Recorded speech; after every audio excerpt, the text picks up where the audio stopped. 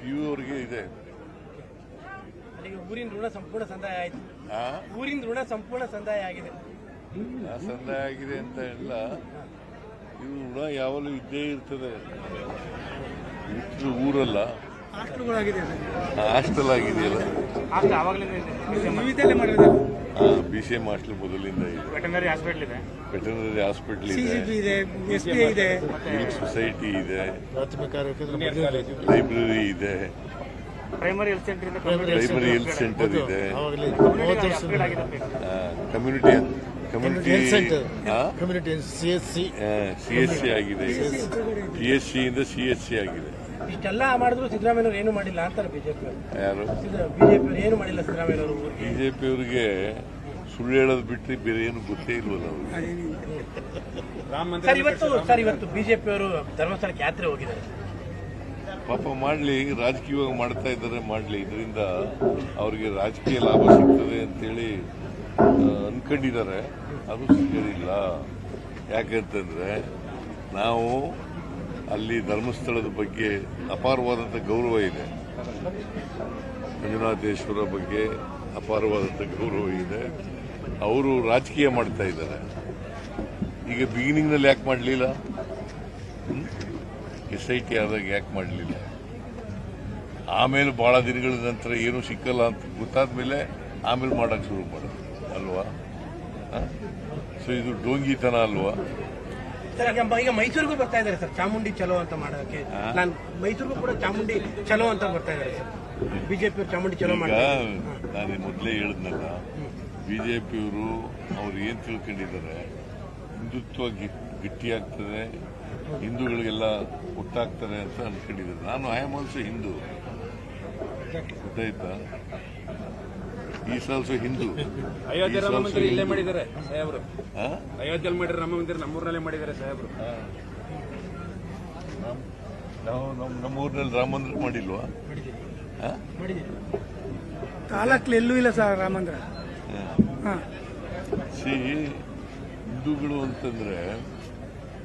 ಹಿಂದೂಗಳು ಅಂತಂದ್ರೆ ರಾಜಕೀಯ ಮಾಡೋದಲ್ಲ, ಅಪಪ್ರಚಾರ ಮಾಡೋದಲ್ಲ, ಸುಳ್ಳು ಹೇಳೋದಲ್ಲ. ಮನುಷ್ಯತ್ವ ಇರಬೇಕು. ಯಾವನೇ ಆದರೂ ಕೂಡ ಮನುಷ್ಯತ್ವ ಇರಬೇಕು. ಮನುಷ್ಯತ್ವ ಇಲ್ಲದೆ ಇದ್ರೆ ಅವರು ಏನಂತ ಕರೀತಾರೆ? ಅವ್ರಿಗೆ ಅಮಾನವೀಯವಾದಂಥ ನಡವಳಿಕೆ ಇದ್ರೆ ಅವ್ರಿಗೆ ಮನುಷ್ಯರಲ್ಲ ಅಂತ ಕರೀತಾರೆ. ಬಟ್ ದಸರಾನು ರಾಜಕಾರಣ ಆಗೋಯ್ತು. ದಸರಾ ರಾಜಕಾರಣ ಮಾಡಿದವ್ರು ಯಾರು? ದಸರಾನು ರಾಜಕಾರಣ ಮಾಡೋದು. ದಸರಾನು ಮಾಡ್ತಾರೆ, ಅವ್ರ ಮನೇನೂ ಮಾಡ್ತಾರೆ ರಾಜಕಾರಣ. ಸುಳ್ಳು ಹೇಳೋದು ಬಿಟ್ಟರೆ ಇನ್ನೇನಾದ್ರು ಬರ್ತದ ಅವ್ರಿಗೆ?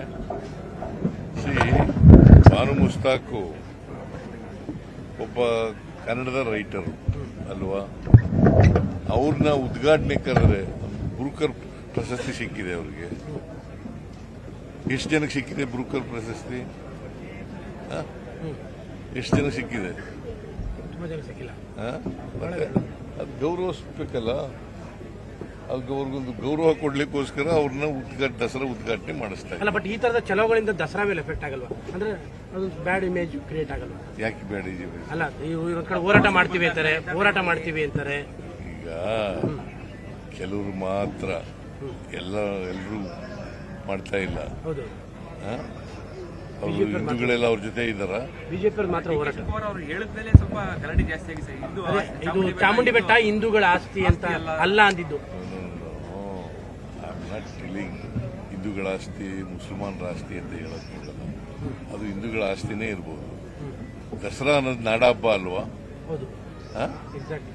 ನಾಡಹಬ್ಬ ಅಂತಂದ್ರೆ ಏನು? ಎಲ್ಲರೂ ಸೇರ್ ಮಾಡೋದು. ಹಿಂದೂಗಳು, ಮುಸಲ್ಮಾನರು, ಕ್ರಿಶ್ಚಿಯನ್ರು, ಬೌದ್ಧರು, ಸಿಖ್ರು ಎಲ್ಲರೂ ಸೇರ್ ಮಾಡೋದು. ಮಾಡ್ತಾ ಇದ್ದೀವಿ. ಅಲ್ಲ, ಬಟ್ DK ಶಿವಕುಮಾರ್ ಅವರು ಇದು ಹಿಂದೂಗಳದಲ್ಲ ಅಂದ್ಬಿಟ್ರು. ಅವಾಗಿಂದ ಸ್ವಲ್ಪ ಇದು ಜಾಸ್ತಿ ಆಗೋಯ್ತು. ಗೊತ್ತಿಲ್ಲ, ಹಿಂದೂಗಳಿಗೆ ಸೇರಿದ್ದಲ್ಲ ಅಂದಿದ್ದವರು. ಇದು ದಸರಾ ಹಿಂದೂಗಳಿಗೆ ಸೇರಿದ್ದಲ್ಲ. ಅಲ್ಲ, ಚಾಮುಂಡಿ ಬೆಟ್ಟ ಅವ್ರು ಚಾಮುಂಡಿ ಬೆಟ್ಟ ಹೇಳಿದ್ದು. ಚಾಮುಂಡಿ ಬೆಟ್ಟ ಹಿಂದೂಗಳದ್ದಲ್ಲ ಅಂತ, ಹಿಂದೂಗಳ ಆಸ್ತಿ ಅಲ್ಲ ಅಂತ. ನೋಡೆಯಾ, ಇದು ದಸರಾ ಮಾಡೋದು ನಾವು ಚಾಮುಂಡಿ ಬೆಟ್ಟ ಅಲ್ಲ ವಿಷಯ ಇಶ್ಯೂ ಇರೋದು ದಸರಾ. ಸರ್ ಎತ್ತಾಳ್ ಹೇಳಿದ್ದಾರೆ ಸರ್. ಸರ್ ಎತ್ತಾಳು ಹೇಳಿದ್ದಾರೆ ಸರ್. ಒಂದೇ ಸೆಕೆಂಡ್ ಎತ್ತಾಳ್ ಅವ್ರು ಹೇಳಿದ್ದಾರೆ ಸರ್. ಡಿ ಕೆ ಶಿವಕುಮಾರ್ ಒಂದು ಕಾಲ ಆಚೆ ಇಟ್ಟಿದ್ದಾರೆ, 50 MLA ಕರ್ಕೊಂಡೋಗಿ ಸಿಎಂ ಅದಕ್ಕೆ ಪ್ಲಾನ್ ಮಾಡ್ತಾ ಇದ್ದಾರೆ ಅಂತ ಹೇಳಿ ಸರ್ ಎತ್ತಾಳ್ ಅವ್ರು ಹೇಳಿದ್ದಾರೆ. ಶಿವರಾಮ್